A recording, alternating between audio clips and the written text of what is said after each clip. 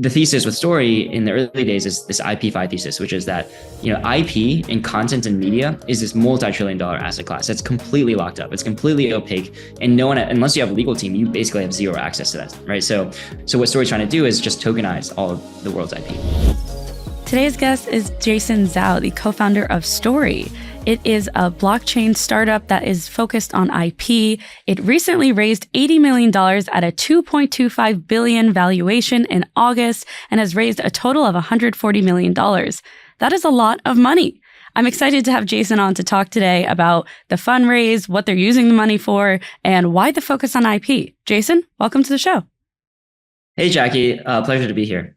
Pleasure to have you. To start off, can you tell us a little bit about yourself and how you ended up in this space?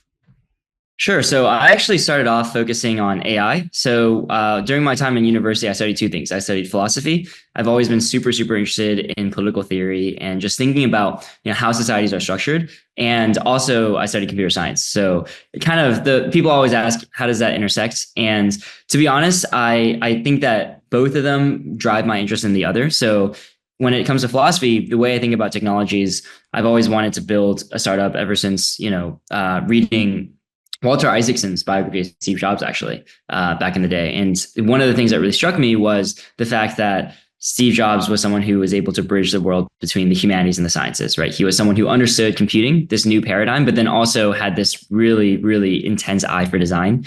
And I think my relationship with philosophy and technology and the two things I studied at university kind of intersect in that same way, where I'm really, really focused on philosophy because I think it provides a really good frame for understanding how societies work. But then also it helps you think about how the future could look different and what things would have to change in order for the future to look dramatically different. And so the types of ideas that I find fascinating to build are technologies that can drive those changes from a philosophical perspective. And then likewise, I think that, if you think about computer science, it's really the largest driver of social change, right? So thinking about how the philosophy of technology intersects, I think that's really exciting. So the two have always been sort of related in my mind, where the philosophy drives what I'm interested in on the tech side, and the tech causes changes that are then interesting to analyze from like a philosophy perspective. Mm-hmm. And so that kind of intersection, the first thing that I really explored and got passionate about was working in the world of AI. And so I spent a couple of years at DeepMind as a product manager there.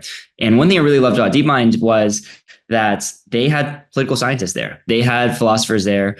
And that's a very, very unique thing for an AI-driven company to do. But they were really focused on, again, bridging those two worlds, thinking deeply about what is AGI, like using philosophy to examine technology, and then also thinking about how technology can drive political theory, like what changes about democracy, what changes about the nature of work, what changes about our own understanding of what a human is when you have this new technology, right? So that was a really fun place to work. But I think how I got into blockchain, maybe a long-winded way of saying, is that I started in 2020, 2021, started reading these white papers again as crypto was starting to pick back up. So I started reading the Bitcoin white paper in detail. I started reading the Ethereum white paper in detail, and Uniswap and Maker and a lot of these OG DeFi projects. I had interacted with blockchains before. I'd mined Dogecoin in high school and participated in ICOs. But to be honest, that was more just for the interest in the finance. Yeah. Mm-hmm. Yeah, because I played a lot of video games growing up, and my parents didn't let me buy video games, so I just need to find a way to make money on them.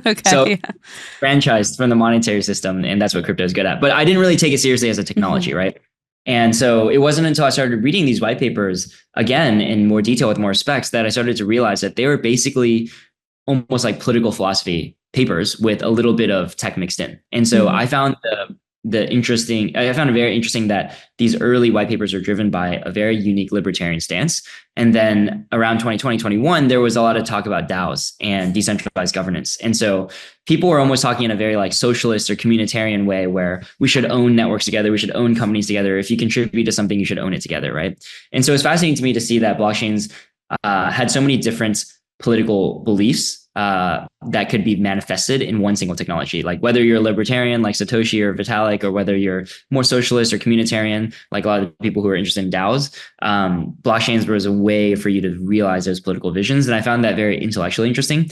And when I looked around at what products were being built, everything was focused on money. So it was Bitcoin being digital gold. It was Ethereum as this global payments network, but there wasn't really anything exciting in the world beyond money. And, at the end of the day, we don't spend 4 hours, 5 hours refreshing Charles Schwab or Fidelity. Maybe 10,000 people in the crypto world do that. That's kind of it. But like the world is driven by people who consume and create culture, right? We spend 4 or 5 hours or sometimes even more on TikTok, on Netflix, consuming and creating culture, right? And so my thought was, well, blockchains, they're interesting, obviously for money. That's very exciting, but they're basically just ways of coordinating ownership at scale. They're ways of creating new assets that can be programmed.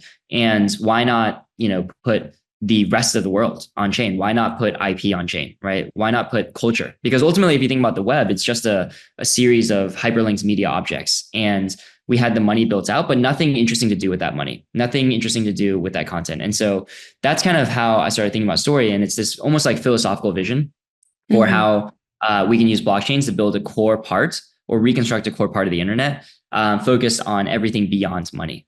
Which Bitcoin and Ethereum have already done, I think, quite well. So that's the thesis behind story. And then around that time, as I was building, I met my co-founder. And then also another thing happened, which was basically, we had this AI boom. ChatGPT came out, and I know, I was going to just say, completely changed the landscape of how IP works. And I realized like we're using this copyright system from the 1500s when the printing press came out. And it's just been like updated. But now it's stretching at the seams to try to fit social media, to try to fit AI. And we're in this new Napster moment. And there's just no way the pen and paper legal system can accommodate AI. Like it just doesn't have any answers. You can't track how any of that is being used. There's no real framework. And so the thesis at Story is, can we build an internet scale IP system that can operate at the speed and scale of social media and handle a lot of these problems in AI in a win-win way? So that's kind of what we're trying to do now, is address this Napster moment in the internet by building an IP-based, a blockchain-based IP system. So kind of a long-winded way of how I came to Story, but those things sort of dovetailed all at the right time. Yeah, I was going to say that it's kind of interesting that you started in the AI world and started getting into the white papers, and then you kind of merged maybe the two together.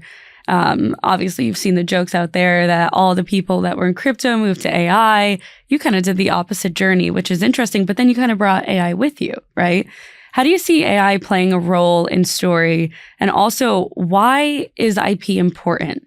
Obviously, I'll have my own thoughts on that, but from your perspective, what do you think makes it so significant today, especially given the rise of AI and everything going on?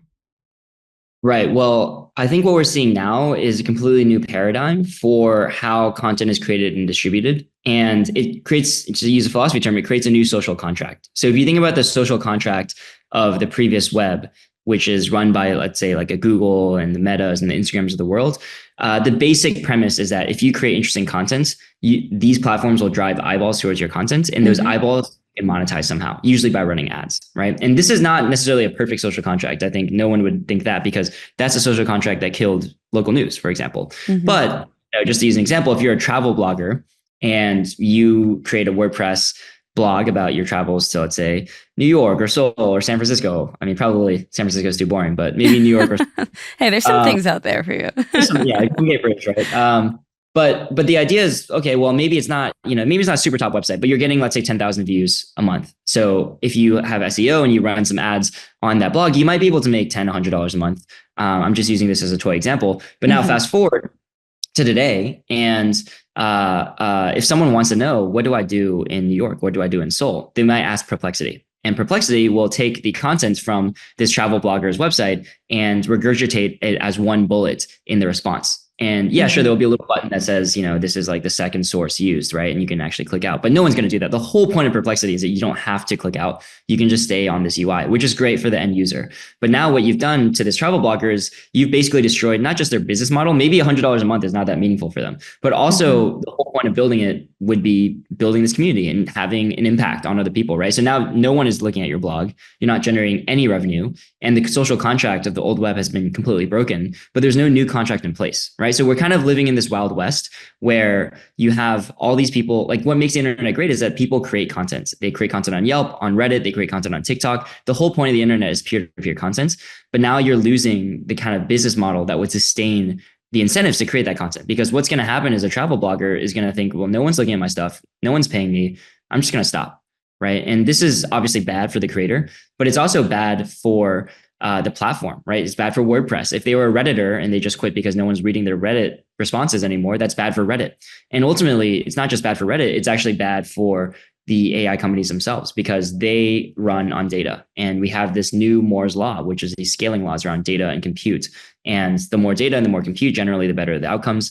And so what happens when you actually kill off, in almost a tragedy of the commons way, that you kill off the green pastures of the Yelps of the world, of the Reddits of the world, of the WordPresses of the world, because there's no reason for these creators to continue creating data. You're actually going to have worse models because you just don't have the live inputs anymore that you need as a model company. Mm-hmm. So I think this is a fundamental restructuring of the way that content is monetized. And right now, like I said, it's kind of a Wild West where there's old social contracts being completely broken, but there's not a sustainable new one that's being rewritten. And so that's kind of the opportunity, I think, for Story to come in with a software-based social contract, a software-based system to manage and create win-win situations between the creators and the AI companies. Yeah, what role does Story want to create? Because I know there's a focus there on content and tokenization, but how do you kind of find the perfect placement here with the problems that persist today, where you could like incline creators to create content and not feel like, hey, it's not even worth it anymore because some AI is either going to replace me or people are not even going to come to the direct source.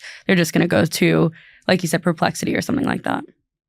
Yeah, so I think our vision is basically turn what's a lose-lose situation into a win-win situation and build the technology to do that. So the lose-lose situation is right now you're seeing things that are objectively pretty cool, where you have Harry Potter remixed in the style of Balenciaga, or you have Weekend remix going on the SoundCloud. I don't mind those, right? Yeah. Yeah, no, they're super cool, right? Like, but you think about, okay, like let's zoom out a little bit. Mm-hmm. Let's look at what's happening there in the economics. Well, if you're J.K. Rowling, this is a great video. Maybe it's like somehow marketing Harry Potter, but point is you're not getting any revenue from that. And also, if you're the super fan that spent all these hours figuring out how to make Harry Potter look like Balenciaga with AI, well, you're also probably getting a cease and desist, right? So This is a lose-lose situation. No one's really winning. Maybe YouTube is winning because there's more eyeballs on YouTube. But ultimately, it's not a sustainable situation. What we want is a future where the next Drake, the next Weekends, the next J.K. Rowling, they are building in a way that is win-win. And what they're doing is they're saying, look, here's this character I've created. Here's this song. Here's my voice. Whatever your IP is, register it on Story and set the terms for how it can be used. So this can be AI terms or just normal licensing terms, where you can say, if you share 50% of the revenue with me, then you can use this commercially. And we can track that and we can funnel that revenue. So now you've created this win-win alliance, basically, between yourself as a creator and an entire army, everyone on the internet, armed with generative AI, with a Hollywood studio in their living room that can now go and build on top of your content and help you distribute your content, help you generate revenue. And so I think like the next model is not going to be this top-down siloed Hollywood model where you have a couple execs in a room planning out 10 years of the Marvel series. It's going to be this bottoms-up, organic, very internet native way of creating content, where you can, set the terms for how your IP can be used. And then through our APIs, any app can pull from those terms and use your IP in the way that you've stated. So now you have this new social contract where each creator can customize their own terms. And then the applications like TikTok, like ChatGPT, like Dolly, whatever it may be, can pull from this library. How do you plan to curate that library and get these big brands, especially like the Harry Potters, the NBAs, the Disneys of the world, to get involved in this? Because I would imagine for some of them, they don't want to touch it at all. Like they don't want to give away their IP. They don't even care if they get like 90%, forget 50%. How do you convince them to kind of see this as the future? Or do you not even want to attract that audience and you rather get like different levels of brands and celebrities and likeness and so on, like maybe the Kim Kardashian of the world and maybe Nike? Those are also huge brands, but at the same time, they might be open to like collaborating and seeing more revenue streams, I guess is an easy way to put it, by using their IP and likeness. Yeah, absolutely. So there's two ways that we think about this. The first is, to your point, there are a different set of creators, which are outside that Hollywood world, which are basically this, I would say, like long tail internet native creators. And probably 80% of our focus is there. Can you give us an example of them? Yeah. So I would say like a Mr. Beast, or I would say like a Mark Brownlee, or people I can't even name because there's just so many of them on Instagram, right, that have like their niche micro audiences. And so the example I like to give is of YouTube, which was the last time there was this major content paradigm where anyone could create short form video online and share it with the entire world. they could have gone after Steven Spielberg. They could have gone to James Cameron in his house in Beverly Hills and said, hey, can you create like a 5-minute YouTube video and upload it? But what happened instead is that they went after, the Annoying Orange, the Fred, the, Niga Higa, all these kind of people in their bedrooms that were just now filming content for the first time. And for many years, it was kind of trash, right? It was just like random stuff. And some of it was good. And then over time, you now have Mr. Beast and Marquise Brownlee, who make a lot more than most Hollywood creators, even AAA Hollywood creators, right? And so the idea here is that typically when you have a new content paradigm, it's not the existing incumbents that are already doing really well for themselves that are rushing to the door to use it. It's usually the people that have been neglected by the previous paradigm. So I think that we do have a lot of focus on these sort of more internet native creatives that now with Story have access to protect and grow their IP for the first time through this universe of apps that we're cultivating. So that's kind of 80% of our focus. But to your point, it's really important to have big showcases because ultimately you just need one existence proof. You just need one major success with a Hollywood creator in order to make this work, right? And so we are working with a few AAA Hollywood creators who have created household franchises. I can't really name exactly who, but AAA Hollywood creators. I like that. I haven't heard AAA for it before, but yeah, I'm sure we'll see them in the future. Go on, Jason. That's kind of our focus, but we're not focused, like it's not the entirety of our focus, but we want to make a few major success cases where we can go to others in Hollywood and say, hey, look, it worked for this or that person. And when it comes to, convincing them about our vision and our technology, it's really making the point that it's true that, it is good to have control over your IP, and we do offer that control, but the baseline that you're starting from isn't a world where you have full control. It's a world where people are already using your content in ways that you cannot predict, right? It's not like no one is using Mickey Mouse right now. Like everyone is using Mickey Mouse right now, right? As long as they can, right? Yeah. Until they get the season distance. People doing NSFW content with Mario and Peach. And so like the point is, like when we go to them, it's not like, hey, you live in this perfect sanctuary where no one is doing anything. And now we're, introducing this scary vector of like the community can remix. The community is already remixing in ways that you don't want. So just like, how did Napster get solved, right? It wasn't like we figured out how to stop pirating. Pirating is just as easy as it was before. It's just that Spotify came around and said, look, this is going to be so embarrassingly easy and cheap that like pirating is going to be a waste of your time. And so that's what Stories make it so embarrassing, easy and cheap for people to be able to build on top of Mario IP in the right way, to share revenue, to get that blue check mark of authenticity, basically, that no one would want, or the amount of people who would want to do things the wrong way and go down the bad path is basically non-existent. So content creators of that caliber make up about 80%. What's the other 20%? I would say the 20% is the sort of AAA. Okay. 80% is that long tail, like the sort of YouTube creator, I think would be a good mental model. Yeah. And I also read on your website, the Story wants to power AI, DeFi, consumer apps. Out of those three categories, where do you see the most potential today? So I think the killer app of crypto right now is money, and it's fundraising, and it's bringing this global liquidity and global exchange permissionlessly at low transaction costs and low take rates, right? So that's kind of, like I said before, when I got into crypto, that's everything. It was DeFi, it was stable coins, and it was Bitcoin as digital gold. And to some extent, that's still where we are today. Like we might do it on more chains than before. We might do it with the restaking. There's some new primitives, but fundamentally it's about capital efficiency. And so when I think about all the use cases of Story across AI, and we're working with some large foundational model companies across consumer, we have tons of consumer apps. I think those are all very promising, but those will take time to develop. But right now, like today, what's the killer app, and what people are in the crypto community are really primed to is this idea of creating new assets. And so when I think about the problems with DeFi today, it's basically that we've created great internet native money, but nothing to spend it on, right? So, I mean, you can't just have cash exchange for like different colored versions of cash with a different ticker, right? That's basically what's happening today. It's all exchanging different versions of money.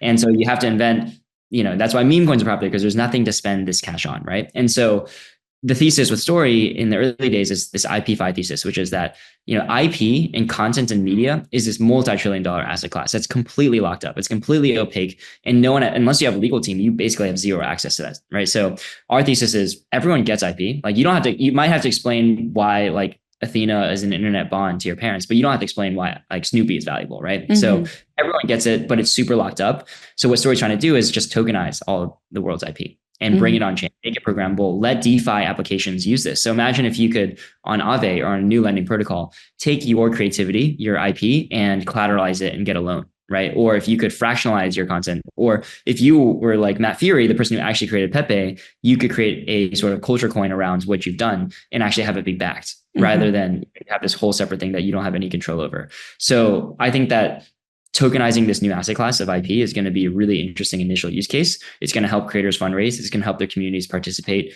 in the upside of what's being created by the creator. And ultimately, it will help bootstrap a lot of the other use cases, which I think are fundamentally more interesting, but also more long-term.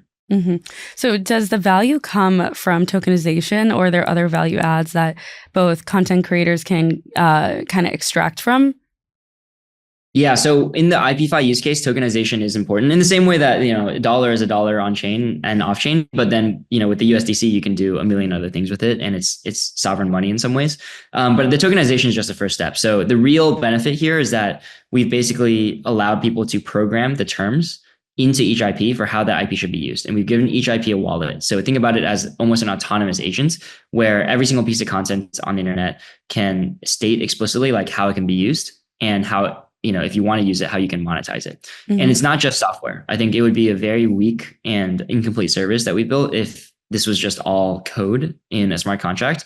Of course it is, but we've also done almost as much work on the legal side and spent almost as much money and time on the legal side to create a set of legal contracts that for the first time maps one-to-one with the smart contracts. So when creators use Story, they're not just setting some random terms on a smart contract. They're actually getting a legally backed license every time they do a deal on Story, every time someone uses their IP. So if people don't respect those terms, they're not just violating some code, they're actually violating the law. And that creates a level of legitimacy and allows us to scale the existing legal system. So in the same way that USDC, you're using an ERC20 token to represent a dollar, but the fact that you can redeem it is extremely important. Think about the same way on Story. You can off-ramp your IP, and you can go to Disney. You don't have to show them the smart contract where your IP is, attested to. You can actually show them a legal contract, and they don't have to know anything about what's on chain. So that's our belief: is we're turning code into law and law into code, and that linkage is also a huge part of this of the value of Story. This all makes sense to me, and I've been in space for a number of years. But for people who are not in this industry, I know there's some celebrities that maybe think they could come in by creating a token. That's a separate story. But when it comes to bringing content creators or people who just want to capitalize on their IP into this space, whether it's an individual, a brand, a government institution, how do you explain this to them in a way that they understand, especially given that so much of crypto and blockchain technology as a whole has just been kind of like pushed aside by mainstream audiences because there is this negative connotation that comes with it, whether or not we want to admit that it's just true. You know what I mean? So how do you kind of like explain all of this to them in a way that's like, this is why it's valuable and this is what you could benefit from? Yeah, so I think it really depends on who we're talking to, but certainly when we talk to anyone who's not in Dolly Parton, let's say Dolly Parton. She came to mind. Yeah, sure. I mean, I think that Dolly, it's, with these creators, it's always about how can they grow and monetize their IP, right? So when creators come to us, they care about three things. They care about reputation, they care about reach, and they care about revenue. And our thesis is that we can help with all three. And so for Dolly Parton, it's the ability to put her voice, her image, her likeness, everything that makes her unique onto Story, and to be able to turn that into almost a Lego block that anyone can use. And so that's why we use the analogy IP Legos, because it kind of conceptually captures what the benefits are of Story, which is the ability to plug and play this IP that you have into a million different consumer applications that are working with Story. So now you can register once on Story and have access to revenue and reach and reputation from Magma, which is another Web2 app on Story that has no Web3 interface whatsoever. And they're using us, and they have 2.5 million artists that can now take your image and create sketches or, backdrops with you in it. Right. And so if they use your IP, then they would have to compensate you for it if you set those terms. Right. So now you have this ability to basically reach the entire internet and set, these micropayments, or they can be much more than micropayments, but for how others can leverage your Lego in their application, especially with AI. That's really powerful because I truly believe, I'm an AI optimist, but I'm an optimist on the side of the humans. And if you're a creator, you can obviously opt out, and Story does let you do that. But I think it's not by going against the wave that you're going to succeed. It's by leaning into it, right? It's by riding that wave. And so for Dolly Parton, it's how can you leverage, your millions of fans to go and create content for you using AI? Because before, maybe only the very artistically inclined people in your community could actually generate content. But Mm-hmm. now it's literally everyone with Runway, with Sora, like literally anyone can create a movie with you in it, and it'd be Hollywood quality, right? And so the idea is, how do you lean in? How do you monetize? And how do you get that reach that you wouldn't otherwise before? So that's Mm-hmm. how we talk to creators. And I think on the other side, when we talk to, for example, AI companies, they are really worried about not treating creators' content appropriately. So there's obviously a lot of legal risk, and we've already seen lawsuits between the New York Times and OpenAI, for example. Right. So there's an element of, hey, if you story, you know that everything you're doing is very clean, and you don't have to worry about any of that at all. You don't need a general counsel. And so that's kind of one thing that they really care about. And then another thing is, ultimately, like, you want, as a Gen AI powered creator tool, you want the best content on your platform that other people can remix and use. And creators are not just willing to give up that content for free, especially now that they know AI is out there. They're going to be a lot more protective of what goes online, because everything else is going to get scraped, right? So we have a lot of essentially proprietary content in IP that is on Story that, as an app, you can tap into. And that sets you apart, right? And so those are things that apps that build on Story care about, is ability to basically create a mini creator economy within their application, reward the best creators to contribute IP to their apps because they're actually getting compensated, and be able to do so in a way where they don't have to worry about any of the legal work and the legal issues that are currently like all over the IP and AI space. Mm-hmm. And then on the flip side, I feel like we've talked a lot about like the benefits that it could bring to those who are providing their IP, but what about the ones who are using it, like users? What's the value add or win for users to be like, okay, yeah, of course I'm going to go on Story and use this, opposed to just doing it illegally or pirating, like you've talked about before, or not doing it at all? Like, how do you kind of sell it to people to come and use the platform?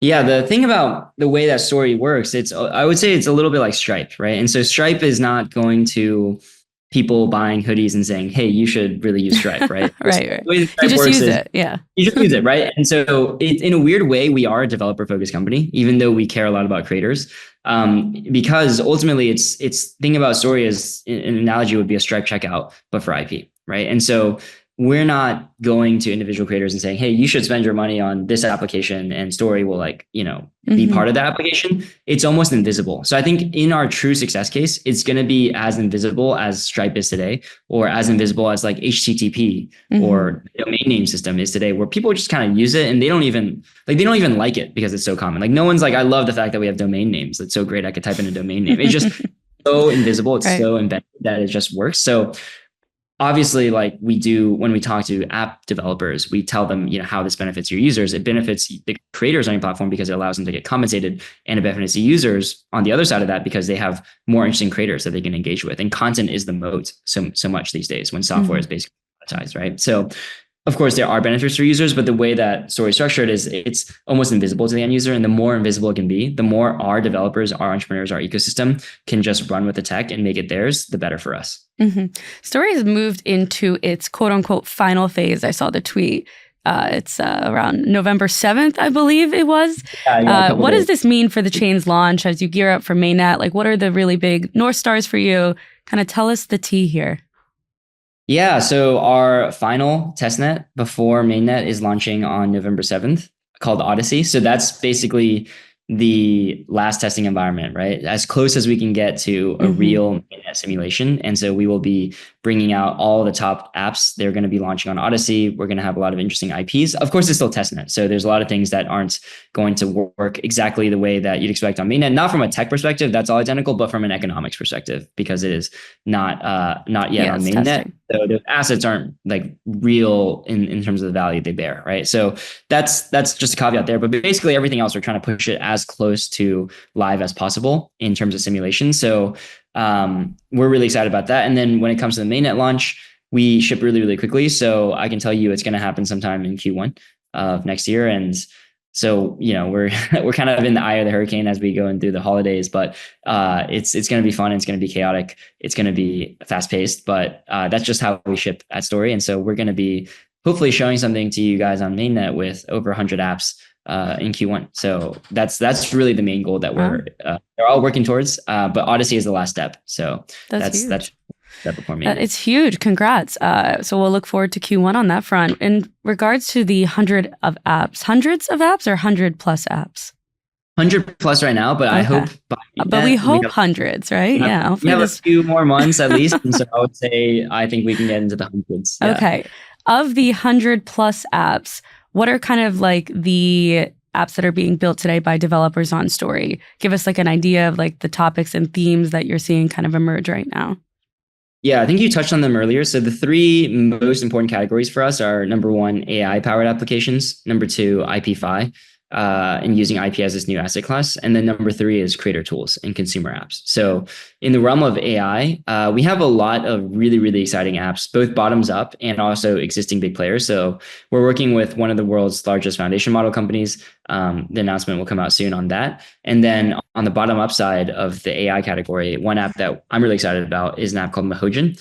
And this is an app built by a couple of serial Korean entrepreneurs. So they actually exited their last consumer company for, I think, around 260 million US. And so they've worked together. They know how to build consumer apps. And now they're kind of breaking into crypto for the first time through Story. And what they're doing is they're building in almost like a stock images library, but where anyone can remix the underlying image to create a new stock image. And so they're basically going for massive scale and allowing a creator economy in creating stock images where anyone, they can find a stock image of a raspberry. And if they wanted it to be a strawberry, then they could just say, hey, make this a strawberry, right? And that gets added to the library, but also the original creator who took the photo of the raspberry image would get compensated. So that's how Story's working under the scenes for Mahojin, and really excited about the caliber of the team. When it comes to the IP5 world, lots of different applications, but I think the ones that are the most exciting are novel primitives that have been unlocked through IP as a new asset class. So one of them is called Vario. And basically what Vario does is it tries to solve one of the biggest problems in traditional IP system, which is that it is very, very difficult to tell whether something is legitimate. Of course, if it's Disney.com, you can probably be sure it's legitimate. But if it's on, Instagram, like, is this authorized usage or not? It's very hard to tell. I also think it's still hard to tell though, because if you get an email from quote unquote Disney and you don't check the email address, you don't really know it's actually Disney, and that's how, scams happen. But I digress on that point. Exactly. I've had to train myself not to click those. I think everyone has, even the quote unquote like internet savvy people. But yeah. I guess on the front of Story, you guys are in your early days. You're not even at the mainnet launch. You've got a lot of traction thus far. You got a lot of funding. For you, Jason, as you take a step back and look at this company that you co-founded, what do you really want to accomplish, let's say in a year and then 5 years, and like the long-term vision? I mean, for me, the vision of Story is very clear, which is to basically build a core part of the internet. And to show that blockchains can do something beyond finance. And I think that that's really important. So basically what I'd like to see is a world where every single piece of content that you see on the web, and if you think about the web, it is basically just a bunch of media objects linked together. That's what web pages are. That's what content on the web is structured as. And I'd like to see all of it on Story. And Story is powering this basically economic, like underlying economic substrate or layer for all these media assets to be able to monetize and to find their relationships with each other. So that's the vision for Story, is this world where anyone can create something and have anyone else in the world leverage their work without having to have a single conversation with a single click, and for the money involved in that transaction to flow seamlessly. So basically, in the same way that Visa and MasterCard are payment networks that allow you to pay, at least within the US and many other countries, anyone in the world, the same way that stablecoins offer a global financial payment rails, just like Visa, MasterCard, just more efficient. Story is basically trying to do that with an even bigger and more compelling asset class, which is that of IP. So we want, many, many applications to be integrated with Story, and all the content that they're registering and leveraging to be transacted through the rails that we've built. So that's the long-term vision. And I think when we succeed, it will be pretty invisible. I think that's the ultimate success case, right? Is to be such a part of the fabric of the internet that you're not noticeable. But I think, obviously we have a long, long way to go before then. And for the first step is just proving that, IP is blockchain's next killer app, that there are like many interesting use cases in that realm, and moving the space beyond just ceaselessly talking about money, which I think is extremely important. But, it's just just the tip of the iceberg when it comes to what blockchains can do. So that's the long-term vision. And AI is really making that vision more salient and more urgent and more clear than it was even when we started the company a few years ago. But that's kind of what I'd like to see. Yeah, no, that's huge. And I'm excited to see it kind of roll out for you guys. Before we wrap things up, can you leave us with a piece of advice, something that you've carried with you throughout your time in the crypto space? I mean, the crypto space is crazy. Like, AI, yes. That's a statement, not advice, Jason. That's advice still from that statement. But I mean, the one thing that I've learned in crypto is that everything is extremely temporary, except your vision needs to be permanent. And you need to build a team of people and advisors and supporters that truly believe in what you're doing, because every single day there's some new narrative, there's some new crazy technology or launch or whatever, or even macro event where everyone says the world is ending, or this is the biggest opportunity, or, if you're missing out on this, you're screwed. Or if you partook in this, then you're screwed. I think that that was one of the things that really struck me moving from AI, where I think it's a much more stable world. But I think a lot of times, especially building a business, but also being a part of the space, it's easy to get swept up in other people's visions and other people's dreams and other people's incentives. And so I think the most important piece of advice I can give is you need to truly double down on what is permanent for you, and stick with that long term. And that's obviously really easy to say, and it's really easy advice to give, but honestly, it's very hard when you see the amount of hype that other projects or other narratives are getting, just to stay true to that original vision. So I think getting distracted, trying to focus on 10,000 different things rather than just one really, really big thing is a huge risk in crypto that I don't see as much in other industries. And I think that's something that I've really had to learn, and that I really focus on and emphasize a lot of Story, is just, keeping your head down and remembering what brought us here in the first place, regardless of all the crazy, interesting, sometimes distracting things that are happening around you. Yeah, I couldn't agree more. Love that advice, Jason. Love this episode. I had a lot of fun. And thanks again for coming on. Of course. Yeah. Thank you so much.